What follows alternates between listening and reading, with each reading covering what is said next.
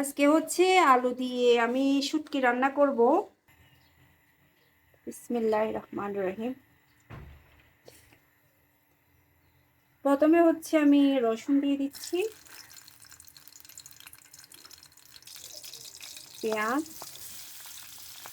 শীতকালে হচ্ছে যেটাই রান্না করা হয় না কেন সবই মজা। আর শুটকির রান্না তো অবশ্যই মজা। খুব বাদামি কালার হলে মশলা দিয়ে দিব। হচ্ছে হলুদের গুঁড়া, মশলার গুঁড়া, মরিচের গুঁড়া, লবণ নিয়ে নিয়েছি। সব মশলা হচ্ছে আমি একসাথে দিয়ে দিচ্ছি। সামান্য হচ্ছে পানি দিয়ে দিচ্ছি। ভালো করে কষানোর পরে হচ্ছে টমেটো আর কাঁচামরিচ দিয়ে দিচ্ছি।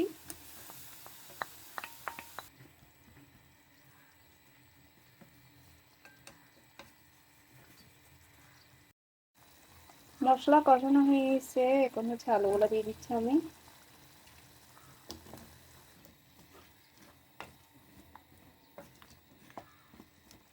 এবার হচ্ছে ডেকে দিব, তারপর একটু কষানোর পরে হচ্ছে শুটকি দিয়ে দিব। এবার হচ্ছে আমি শুটকিগুলো দিয়ে দিচ্ছি।